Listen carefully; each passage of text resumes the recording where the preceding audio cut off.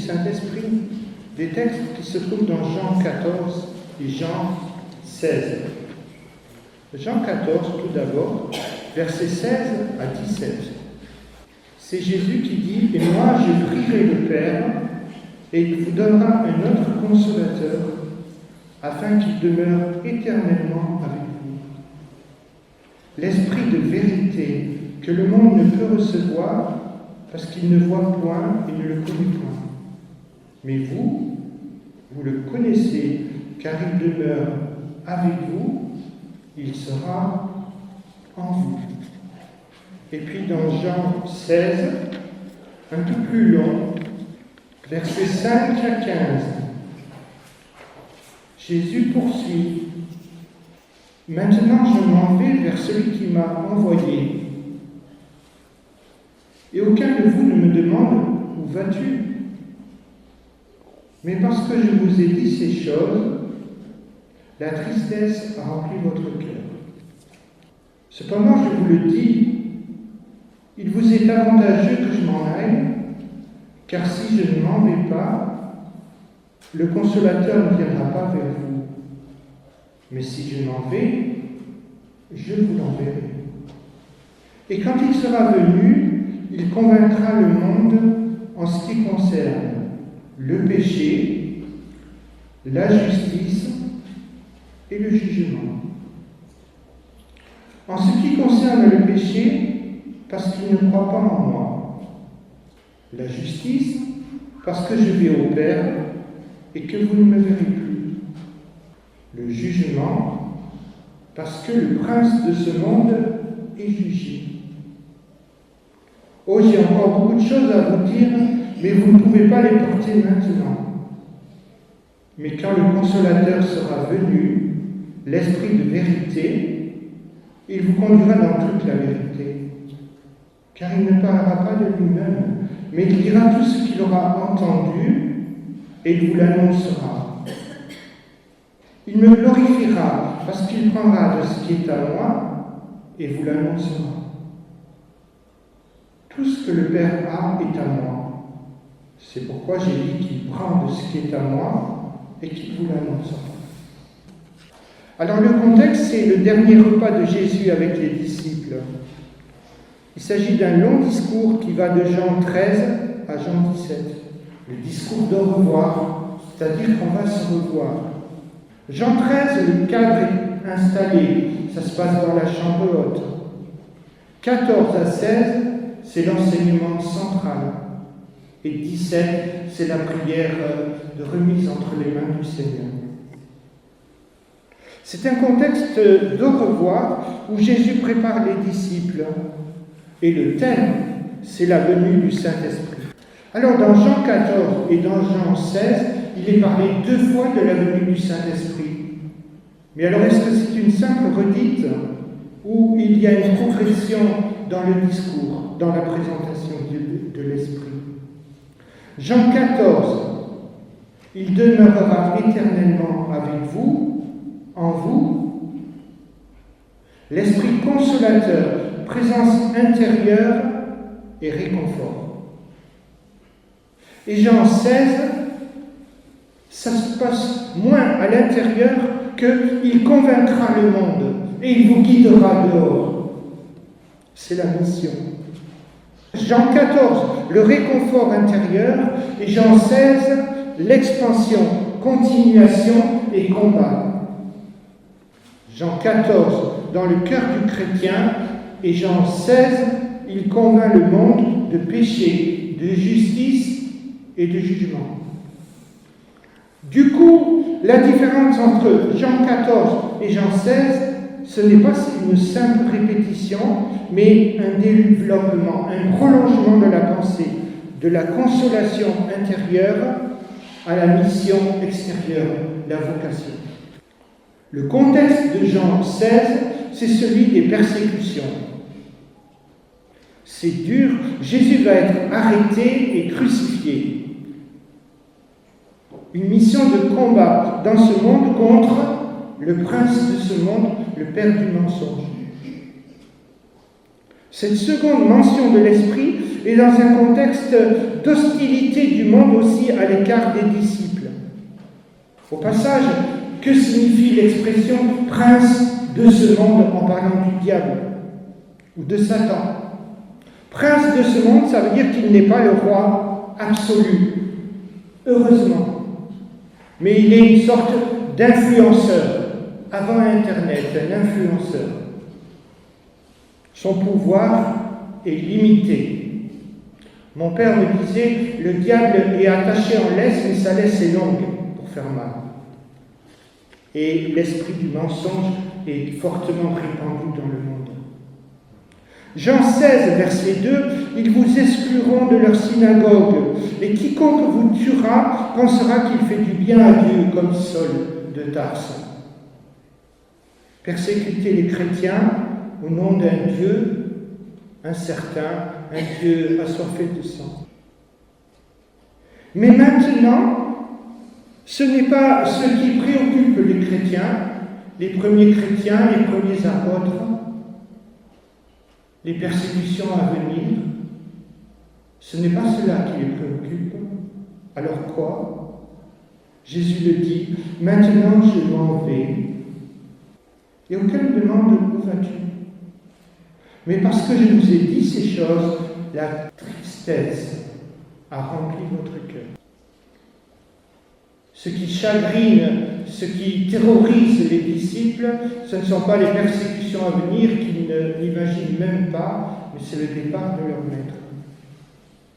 Ce qui signifie que les disciples ne sont pas prêts au départ de Jésus, et qui le serait?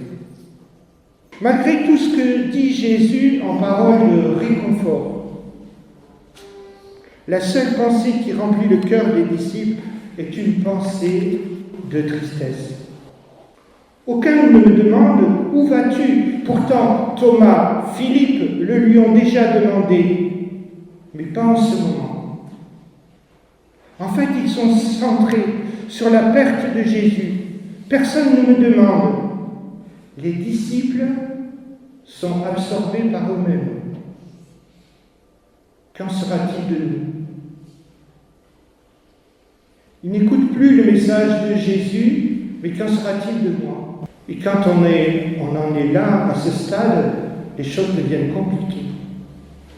Quand on est préoccupé que de soi, son travail, sa santé, ses petites habitudes, et on ne reçoit plus le message de Jésus.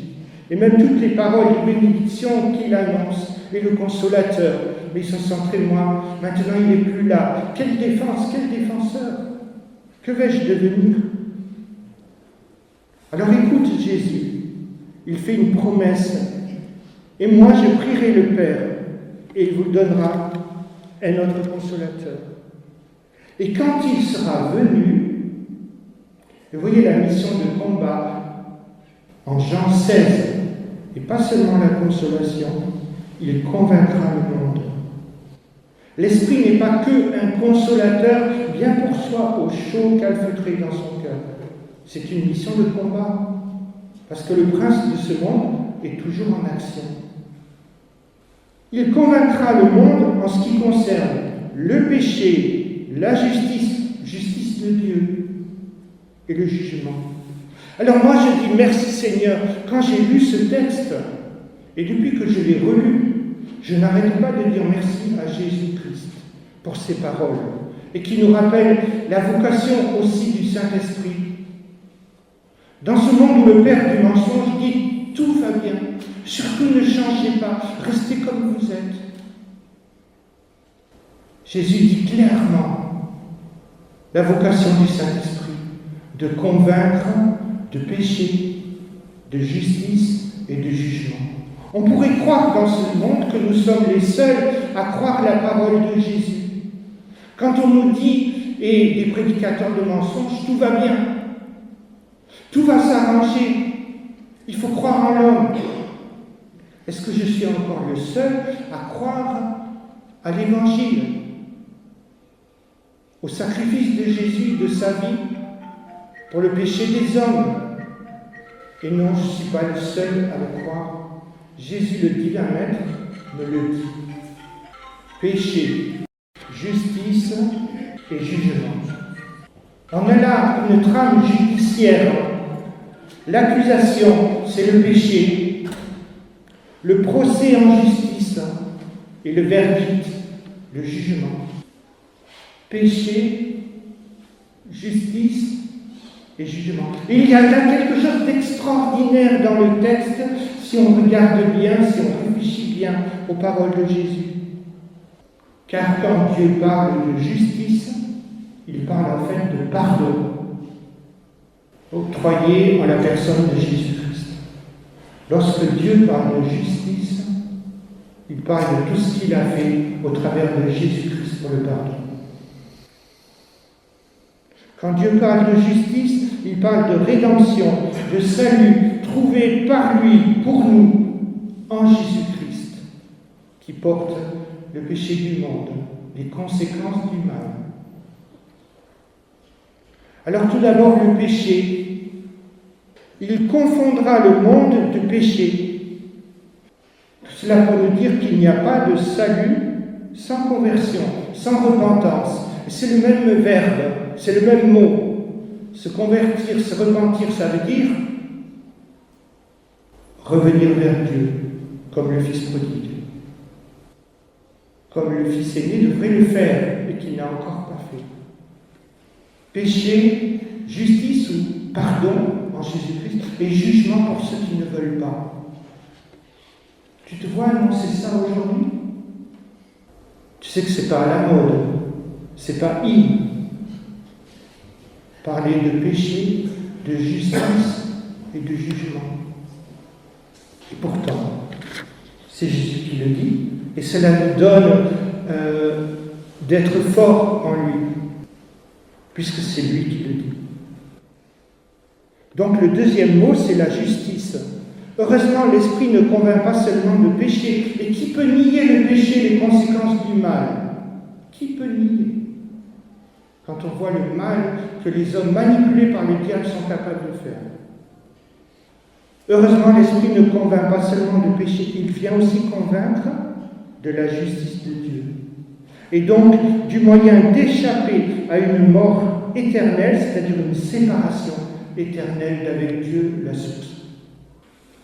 Le mot consolateur, tu le sais, vient du grec parakletos, c'est-à-dire un avocat qui soutient un accusé lors d'un procès.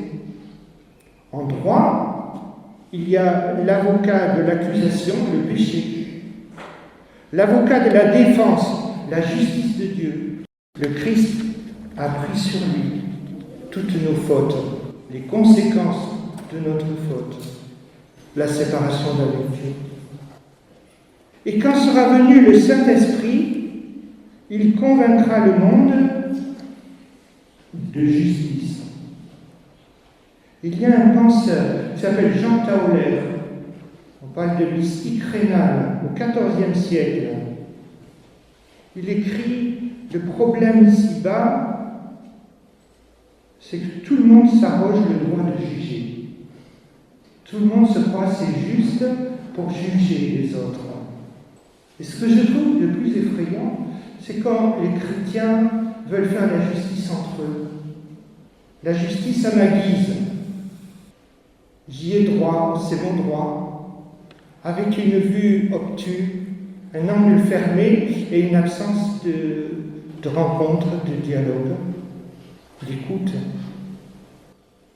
Comme les disciples, mais différemment, qui ne pouvaient pas écouter Jésus, qui étaient centrés sur eux-mêmes. Convaincre, c'est le travail du Saint-Esprit. Le travail du Saint-Esprit dans les cœurs. Et ma prière, c'est que ma parole, mon interprétation, mon message, puisse convaincre aussi les cœurs par l'action du Saint-Esprit. Le message n'est pas uniquement d'amour, parce que les chanteurs le font. Les chanteurs parlent d'amour. À ce moment-là, Edith Piaf est un grand pasteur. Jacques Brel est un grand pasteur. Il parle d'amour. Mais le message biblique n'est pas que d'amour. Il est amour et vérité, appel à la conversion. Ce qui fait la particularité du message chrétien, c'est l'appel à la conversion, au changement par la puissance de Dieu. Pas de salut sans conversion, sans repentance, c'est-à-dire sans retour vers Dieu et possibilité alors de changement. Verset 12, Jésus dit « J'ai encore beaucoup de choses à vous dire, mais vous ne pouvez pas les porter encore. » De quoi s'agit-il? De la croix et de tout ce que le Christ va vivre pour nous et pour les disciples, c'est beaucoup trop, bien sûr. Et nous-mêmes, il faut bien reconnaître, nous sommes beaucoup têtus et Dieu ne peut pas tout nous dire en une seule fois. Et même il faut toute une vie de chrétien et de pensée et d'écoute et de réflexion et de méditation, d'écoute du Saint-Esprit pour avancer. Du coup, il nous faut aider les autres à comprendre, trouver les mots. Le Seigneur est bien patient avec nous. Et chaque jour, quand nous méditons, et même les textes anciens, nous redécouvrons des choses. La justice et le jugement, ce qui était en train de se réaliser, la victoire de Dieu sur la mort, la séparation éternelle. Les disciples ne pouvaient pas encore tout comprendre. Verset 13, « Mais quand le Consolateur sera venu, l'Esprit de vérité, il vous conduira dans toute la vérité. » Ce qui me fait bien dire qu'il n'y a pas que l'amour, il y a la vérité. La vérité sans l'amour, c'est... La situation est une situation de conflit pour Jésus et les disciples. D'opposition à Satan, le père du mensonge. Et ce mensonge de Satan, c'est celui-ci depuis l'origine du monde. Vous ne mourrez pas. Restez surtout comme vous êtes. Ou alors, de toute façon, tu es abandonné par le Maître. Il n'y a pas de Dieu, prenne soin de toi, alors brûle-toi. Brûle-toi les ailes, ne t'occupe pas des conséquences. Et nous voilà face aux contrariétés. Les disciples ont été persécutés et nous vivons aussi des difficultés. Contrariétés, contradictions. Ils vous excluront de leur synagogue, ils vous feront mourir. Chaque jour, nous nous heurtons à des complications. Mais il vous fera accéder à la vérité tout entière. L'Esprit Saint veut nous rapprocher toujours plus du Christ, pour nous ressourcer, nous animer. Sans lui, sans le Christ, je serai seul face au commandement. Et mieux que de dire les commandements tout court, seul face à la loi du Christ, qui est une loi d'amour et de vérité. Sans le Saint-Esprit, je serai seul face à un livre, des tables de pierre ou les béatitudes. Guidé, dans le grec, le verbe, c'est odégéo, pardon. Et à l'intérieur de odégéo, on entend ode. L'ode. Ode marine, l'ode à la joie, un chemin. La route avec lui. Il te montre, parce que nous avons besoin de quelqu'un pour avancer, pour rassurer un autre que moi. Il vous conduira dans toute la vérité, car il ne parlera pas de lui-même, mais il dira tout ce qu'il aura entendu.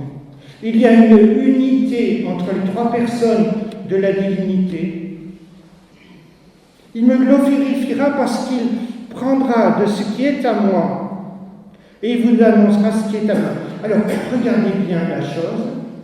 Il vous annoncera ce qui est à venir parce qu'il prendra de ce qui vient de moi. Il le fera connaître. Son rôle est de nous rappeler ce qui a été dit depuis le début de la révélation de Dieu.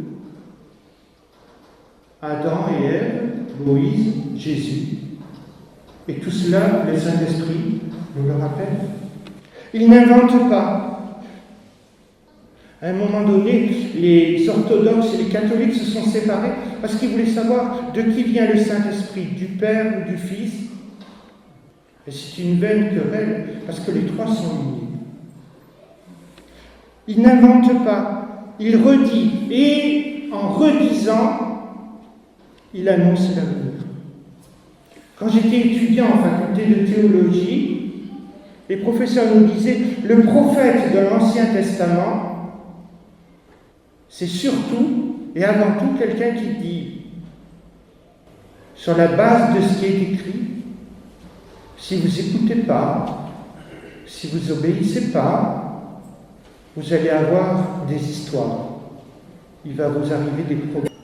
Le prophète, essentiellement, ne dit pas des choses extraordinaires pour épater, mais il dit, sur la base de ce qui est écrit, de ce qui a été dit, si vous n'écoutez pas, il y aura des conséquences. Sauf qu'un prophète aujourd'hui, et ça existe toujours, il peut annoncer des choses ponctuelles. On a le cas dans le livre des Actes des Apôtres du prophète Agabus.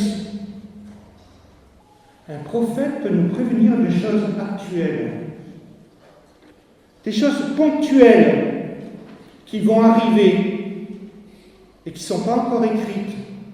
Mais ça, alors, il faut faire bien attention. Ce ne sont pas des vaines redites. Nous savons lire la Bible aussi, mais ce sont des choses utiles. Pas pour se faire valoir, et parce que les autres émerveillés disent comme tu parles bien, mais pour dire des choses utiles. Et c'est le cas pour le prophète Agabus qui annonce qu'il va y avoir une famine et du coup les églises se cotisent pour aider l'église de Jérusalem.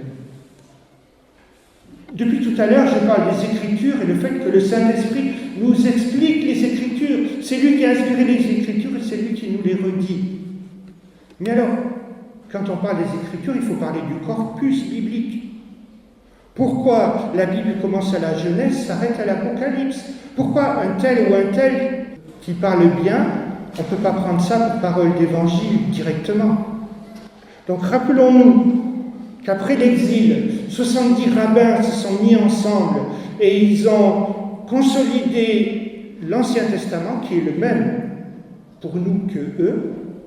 Ensuite, il y a eu les évangiles, et puis les lettres aux églises. Mais il a fallu là aussi terminer ce livre, terminer le canon biblique, parce qu'il y avait déjà des faux qui commençaient à circuler. Verset 15. C'est le dernier verset de notre texte. Tout ce que le Père a est à moi, c'est pourquoi j'ai dit qu'il prend de ce qui est à moi et vous l'annoncera. Tout ce que le Père a est à moi, il prendra de moi. On voit là clairement la Trinité. Alors moi, au témoin de Jéhovah qui ne croit pas à la Trinité, qui ne croit pas que Jésus est Dieu incarné, je leur ai dit souvent, c'est bien dommage, ta religion elle est triste, parce que Dieu crie des choses du ciel, tandis que le mien, mon Dieu s'est incarné, il a pris la peine de venir me chercher sur la terre. Mais l'autre jour, on allait manger au restaurant à Alès, et là, il y avait les témoins de Jéhovah. Et au lieu de prendre du temps à essayer d'argumenter et de démonter leurs arguments, parce que ça prend du temps, puis ça ne marche pas toujours, et ça ne marche pas souvent, sauf que le Saint-Esprit travaille. Je suis passé devant des témoins de Jéhovah qui étaient avec leur chariot. Ils n'ont pas besoin de demander l'autorisation à la mairie pour s'installer sur le marché, parce qu'ils ont un chariot mobile. C'est vrai qu'il y a des roues. Alors je les vois et je me dis, mais tiens, je ne vais pas perdre de temps, je vais être efficace, tu vas voir. Mais là, j'ai été efficace. Je leur ai dit, bonjour, je suis pasteur, je prends la Trinité, je crois que Jésus est Dieu incarné qui est venu me chercher. Et elle m'a dit, c'est votre droit, vous avez la liberté de croire ce que vous voulez. Mais je n'ai pas perdu de temps. Je n'ai pas essayé de démonter les arguments. Et je me suis dit, ça c'est une bonne piqûre de rappel. Parce que ces gens, je suppose, ils ont été chrétiens pour beaucoup avant de devenir témoins de Jéhovah. Donc je dis, tac, piqûre de rappel. J'arrive à la conclusion. Jean 14, l'Esprit Saint, le consolateur dans le cœur. Jean 16, l'Esprit Saint qui nous guidera, qui va convaincre le monde, la mission. Les disciples sont devenus d'intrépides missionnaires. Il a fallu aller par la Pentecôte et la venue du Saint-Esprit. Quelqu'un a écrit « Personne n'a besoin de poser cette question à la vie. Es-tu une vigne ?» Ça se voit. Et être chrétien, ça se voit aussi. Mais c'est des fois caché. Il faut du temps. Le chrétien n'est pas quelqu'un forcément d'exubérant. Purifie mon cœur, Seigneur, fais-en ton ciel, ta demeure aimée et le lieu de ton repos. C'est que par le changement intérieur, par la présence de Dieu dans le cœur, la relation avec Dieu, que ces choses vont se voir. Et voilà ma prière pour terminer. Seigneur, remplis-moi de toi. Sois présent toujours plus en moi, car ce qui compte, ce n'est pas moi, comme je pense, comme je tremble, parce que les disciples tremblaient à ce moment-là. L'essentiel, c'est toi.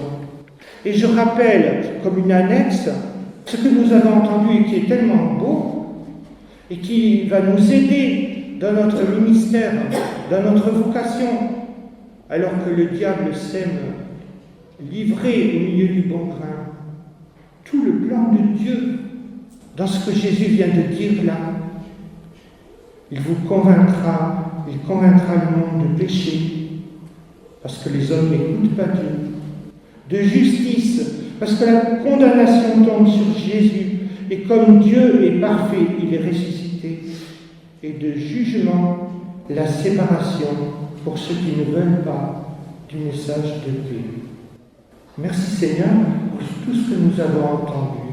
Merci de nous aider à avancer avec toi jusque vers Pentecôte. Merci de nous aider à être clairs pour les autres dans l'annonce de ta parole, de ton évangile. Amen.